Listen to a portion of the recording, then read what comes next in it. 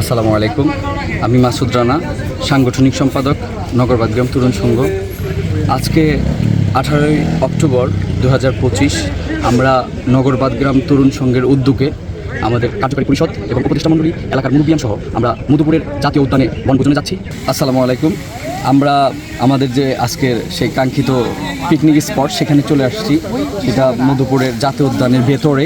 আপনারা দেখতে পাচ্ছেন যে এখানে আমাদের সুন্দর একটি মাঠ আছে, তার পাশেই রিসোর্ট আছে এবং আমাদের পিকনিক স্পটে যে রান্নাবান্নার কাজ সেটা কিন্তু শুরু হয়ে গেছে। আপনারা দেখতে পাচ্ছেন যে এখানে আমাদের রান্নাবান্নার কাজ শুরু হয়ে গেছে। মধুপুর আসছি আর আনারস খাবো না তা কি হয়? এই যে আমাদের আনারসের মহাযজ্ঞ কিন্তু এখানে শুরু হয়ে গেছে। আসেন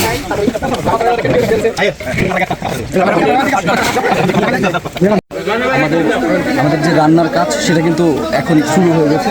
এখানে রান্নার কাজ করছে আমাদের মোহাম্মদ আছে, শফি আছে,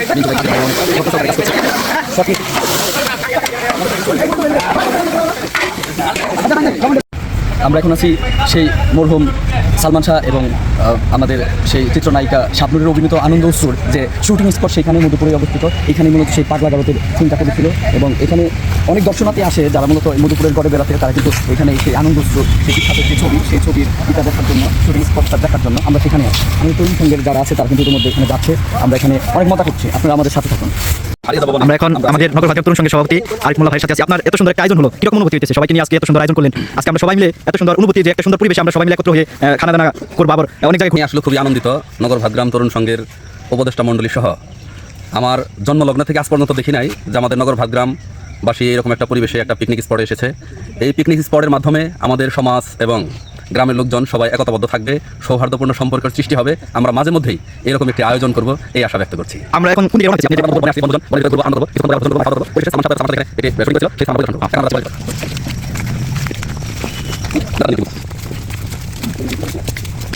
ভাই, আপনি নগর বাদগ্রাম তরুণ সংঘের সাধারণ সম্পাদক, তো আজকে যে এত সুন্দর আয়োজন হলো, এরকম একটা অনুভূতি কি আসছে আপনাদের? অনুভূতি বলতে গেলে তো আসলে বলে শেষ করা যাবে না। তার কারণ আমাদের গ্রাম থেকে নগর বাদগ্রাম তরুণ সংঘ একটা ক্লাব করে দেওয়া হয়েছে। তারপরে এই হচ্ছে প্রথম আমাদের একটা বনভোজনের আয়োজন করা হয়েছে। তো অনেক ভালো লাগতেছে। আমাদের গ্রামের ভাই বাদার মুরব্বী, এই তরুণ সংঘের উপদেষ্টা যারা আছে সবাই মিলেই আমরা আসছি এখানে একটা পিকনিক হিসেবে বনভোজন করার জন্য। তো ভালো লাগতেছে, অনেক ভালো লাগতেছে। একটু বনের যে পরিবেশ, এই পরিবেশটা আসলে আমরা গ্রামেও বা শহরে কোথাওই নাই। সুতরাং আলাদা একটা অনুভূতি পাচ্ছি। ধন্যবাদ আপনাকে। তোমার বেলায় নেব সখী, তোমার কানের সোনা সখী গো, ও আমি প্রেমের ঘাটের মাঝি, তোমার বেলায় পয়সা নেব না।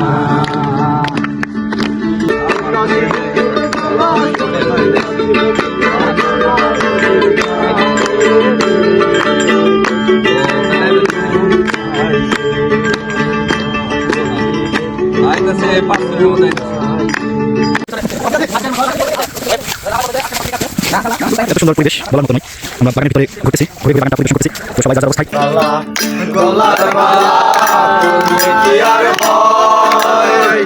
যারে ভালো লাগে আমার, দেখলে তারে চোখে নেশা হয় বন্ধু, চোখে নেশা হয়। সাদা সাদা কালা কালা,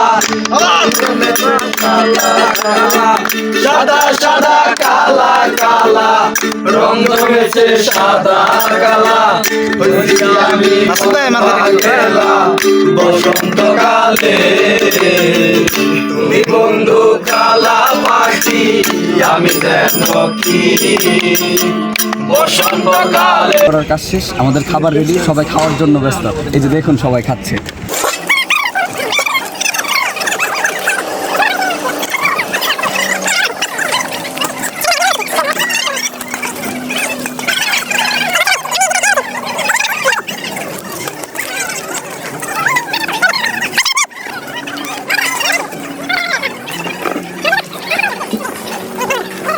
সহ এলাকার গণ্যমান্য ব্যক্তিবর্গ আমরা যারা উপস্থিত আছি, কারণ এইখান থেকে আমাদের তো আরেকটা জায়গায় যেতে হবে। আমাদের এখনো আরো দুইটা, এক নম্বর হলো লটারি, আর দ্বিতীয়ত হলো পাতিল ভাঙার অবস্থা আছে। পাতিল ভাঙার পুরস্কার আছে, সেটা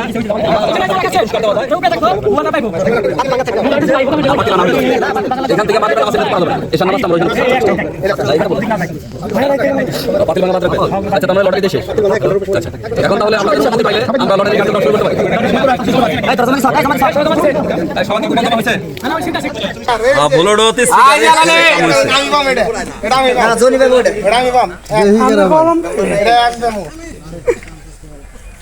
নাম্বার 7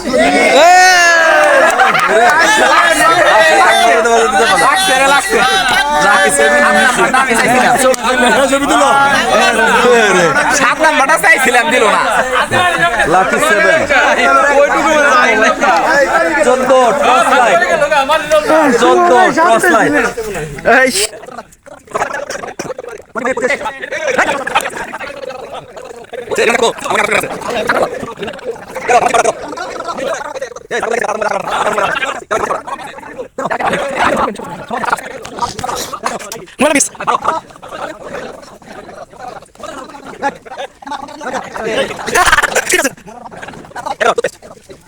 আমরা তরুণ সংঘ আমরা তরুণ সংঘ আছি মধুপুরে, আমরা তরুণ সংঘ আছি মধুপুরে, আমরা তরুণ সংঘ আছি মধুপুরে।